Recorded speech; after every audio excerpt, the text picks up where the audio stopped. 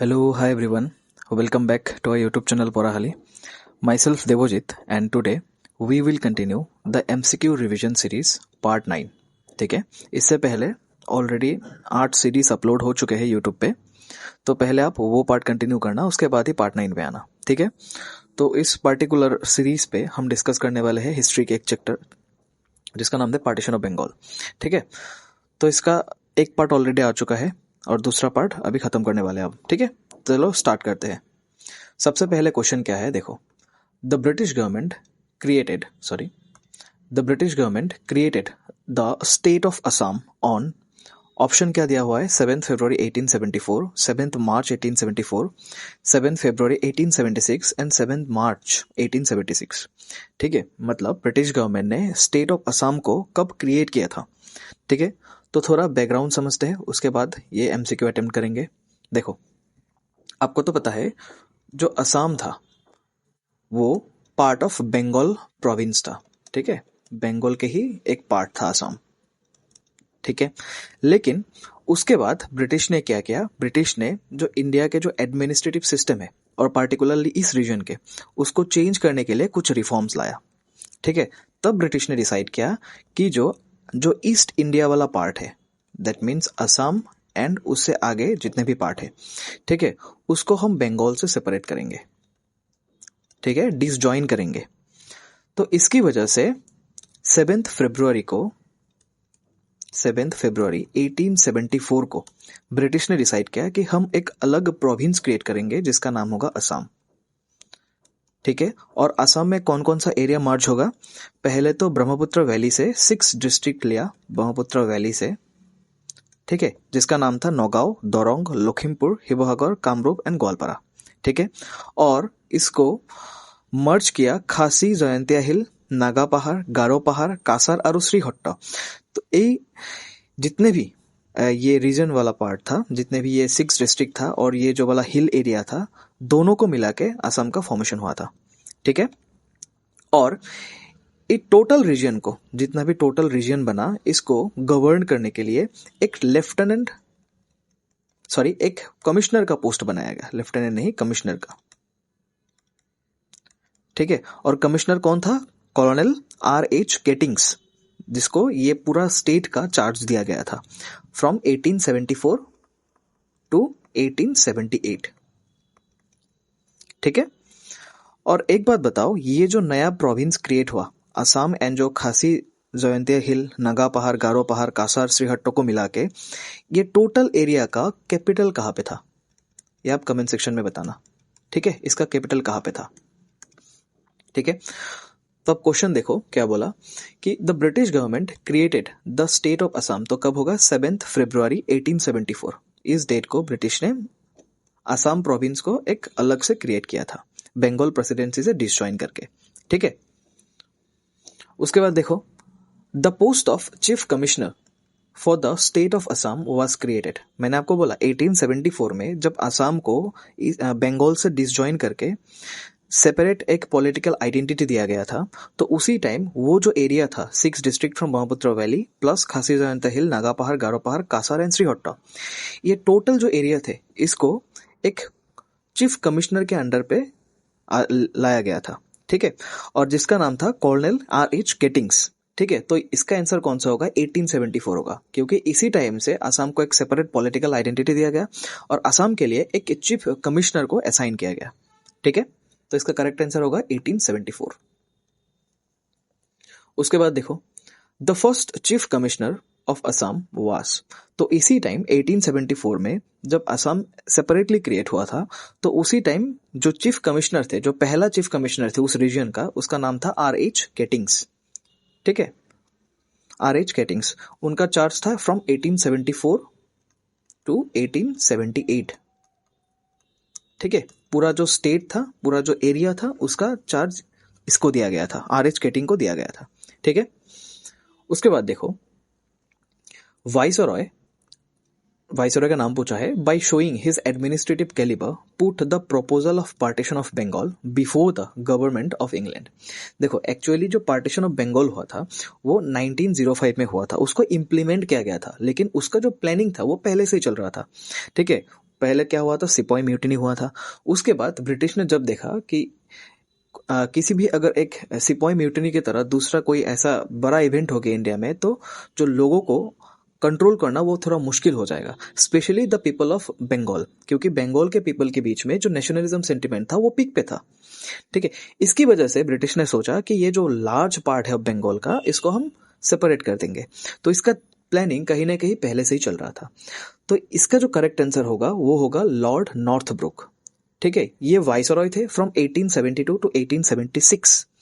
तो इन्होंने सबसे पहली बार, ठीक है, उनका जो एडमिनिस्ट्रेटिव कैलिबर था वो शो करके जो बंगाल का पार्टीशन वाला प्रपोजल था वो गवर्नमेंट ऑफ इंग्लैंड के पास प्रपोज किया था कि बंगाल एक बड़ा एरिया है, अगर इसको दो पार्ट में पार्टीशन किया जाए तो जो नेशनलिज्म सेंटिमेंट था वो थोड़ा हम कम कर सकते हैं, और जितने भी नेशनलिज्म लीडर थे, नेशनलिस्ट लीडर थे, पीपल थे, उसको हम कंट्रोल कर सकते हैं ताकि फ्यूचर में हमें कोई प्रॉब्लम ना हो। ठीक है, उसके बाद देखते हैं the treaty of Yandabo was signed on. देखो, ट्रीटी ऑफ यंडबू को कब साइन किया गया था, सबसे पहले थोड़ा हम बैकग्राउंड देखते हैं। ठीक है, east India company, English east India company and जो बर्मा के किंग थे, बर्मीज किंग जिसे बोलते हैं, ठीक है, दोनों के बीच में वार हुआ था जिसको हम बोलते हैं फर्स्ट एंग्लो बुर्मीज वार, एंग्लो बर्मीज वार। ठीक है, ये हुआ था 1824 टू 1826। ठीक है, तो इस वार में ईस्ट इंडिया कंपनी जीत जाता है। ठीक है, और बर्मीज किंग के अंडर में जो भी टेरिटरी थे, पूरा नहीं लेकिन असम वाला साइड पे जो भी टेरिटरी बर्मीज किंग के पास था वो ब्रिटिश को हैंडेड ओवर करना था। ठीक है, तो इसके बाद ही क्या हुआ था, जो असम एंड इट्स साइड में जो टेरिटरी थे उनके, तो डायरेक्टली ब्रिटिश के अंडर आ गए थे। ठीक है, तो इस वार के बाद दोनों बीच में, दोनों पार्टियों के बीच में एक समझौता हुआ था, एग्रीमेंट हुआ था, जिसको ही बोलते हैं हम ट्रीटी ऑफ यंडबू। ठीक है, ट्रीटी ऑफ यंडबू। और इसी ट्रीटी के बदौलत जो असम वाला पार्ट था वो ब्रिटिश के अंडर आ गए थे। ठीक है, Assam and it's territory was under the control of the British rule. ठीक है, तो ये साइन हुआ था इन 24 फरवरी 1826। तो इसका करेक्ट आंसर होगा ये 24 फरवरी 1826। ठीक है, चलो उसके बाद देखते हैं। देखो, the region of Kasar came under the British Empire. ठीक है, थोड़ा मैं आपको बैकग्राउंड दे देता हूं, उसके बाद ये जो नेक्स्ट 4-5 क्वेश्चन है वो सिर्फ पूछा गया है कि वो जो रीजन थे वो ब्रिटिश के अंडर कब आया था। ठीक है, जैसे आप देखोगे क्वेश्चन नंबर 6 पे बोला the region of Kasar came under the British empire. उसके बाद देखो द रीजन ऑफ खासी हिल, खासी हिल कब ब्रिटिश अंडर के अंपायर आया था। उसके बाद देखो same question the region of Jaintia hill. ठीक है, उसके बाद देखो the province of Singpho came under the British empire. उसके बाद similarly the province of the Matak and Sadiya came under the British empire. तो जितने भी प्रोविंसेस थे ब्रिटिश अंडर पे आया था, कब आया था ये पूछा आपको। ठीक है, मैं थोड़ा आपको बैकग्राउंड दे देता हूँ, उसके बाद इस क्वेश्चन में प्रोसीड करेंगे। ठीक है, तो देखो आपको पता है 1824 एंड 1826 के बीच में वार हुआ था east India company and Burma के जो किंग थे उनके बीच में। ठीक है, जिसको बोलते हैं फर्स्ट एंग्लो बुर्मीज वार, एंग्लो बर्मीज वार। ठीक है, तो इस वार में ईस्ट इंडिया कंपनी विक्टोरियस हुआ था। ठीक है, आप अगर इंडिया का मैप भी देखोगे, मैं आपको यहाँ पे ड्रॉ करके दिखा देता हूँ।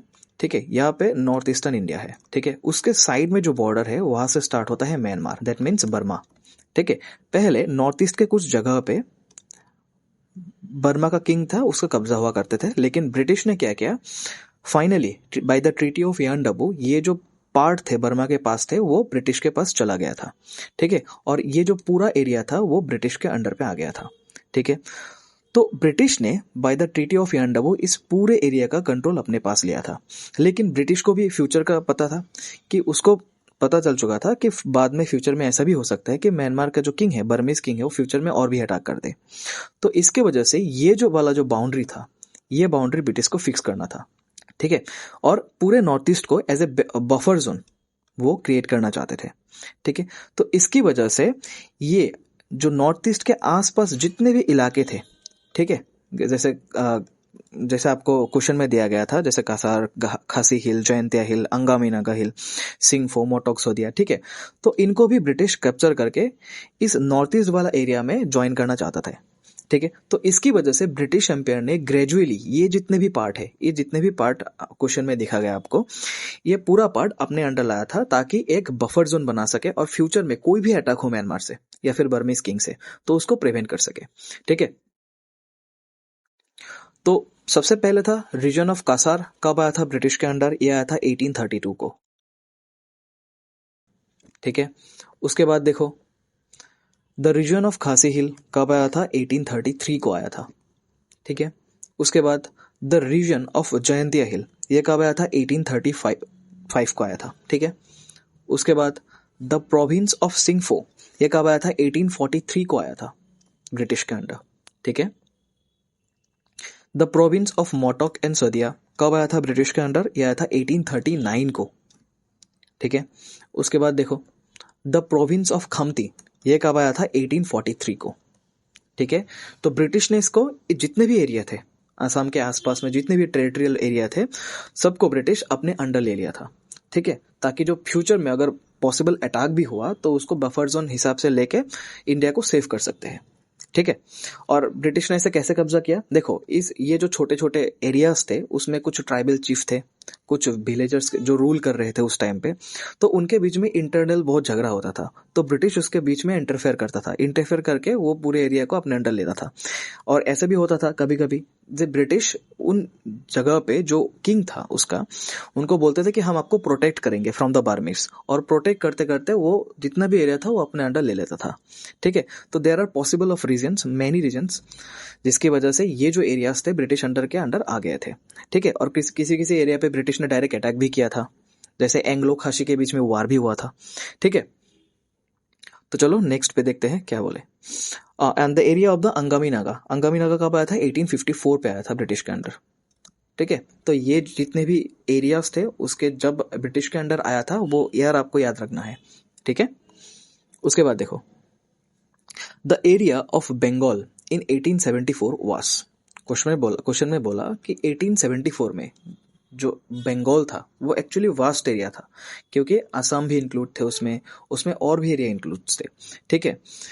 तो 1874 में बंगाल का एरिया कितना था, ये होगा 2,53,000 स्क्वायर माइल, ठीक है। और एक बात अब मैं आपको बोलना भूल गया था, ये जितने भी एरिया आपने देखा, जैसे कासार हो गया आपका, कासार हो गया आपका, उसके बाद जयंतिया हिल हो गया, खासी हिल हो गया, अंगामी नागा हिल हो गया, ठीक है। उसके बाद सिंगफो किंगडम हो गया, उसके बाद मोटोक एंड सोदिया हो गया, मटक एंड सदिया हो गया, ठीक है। उसके बाद खामती हो गया, ठीक है। ये जितने भी एरिया ब्रिटिश ने एक्वायर किया था, ठीक है, उनको ब्रिटिश ने कंट्रोल करने के लिए दिया था लेफ्टिनेंट गवर्नर ऑफ बंगाल को।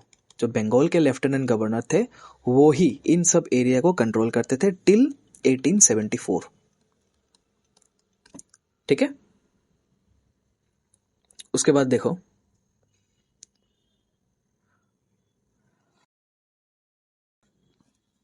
Viceroy Lord Curzon prepared a detailed proposal of the partition of Bengal by discussing with the Secretary of State, the Government of India. देखो जब वाइसरॉय लॉर्ड कर्जन ने पूरा डिटेल प्रपोजल बनाया था कि बंगाल को हमें पार्टीशन करना है, ठीक है, उसके बाद उस प्रपोजल को एक सेक्रेटरी ऑफ स्टेट जो गवर्नमेंट ऑफ इंडिया के थे उनके साथ भी डिस्कस किया था, जिसका क्या नाम था, उसका नाम था हर्बर्ट रिस्ले, ठीक है। और वो जो प्रपोजल था, ठीक है, एक्सेप्ट किया था ब्रिटिश गवर्नमेंट ने, ठीक है। और प्रपोजल का नाम क्या था, the minute on territorial redistribution in India, ठीक है। और ये जो प्रपोजल था वो डिक्लेयर किया था सर हर्बर्ट रिस्ले ने, ठीक है, जो कि सेक्रेटरी ऑफ स्टेट भी थे। कब किया था, ऑन 6 दिसंबर 1903, क्योंकि उस टाइम में secretary of state sir Herbert Risley था, इसलिए इसको बोलते हैं रिस्ले पेपर, ठीक है।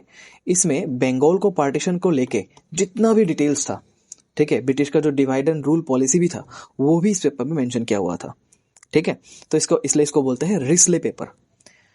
तो आई थिंक यही तक था आपका जो लेक्चर 10 सीरीज़ है, उसके बाद लेक्चर 9 सीरीज़ है, उसके बाद हम लेक्चर 10 सीरीज़ में मूव करेंगे। ठीक है, तब तक के लिए थैंक यू वेरी मच, मिलते हैं नेक्स्ट वीडियो पे।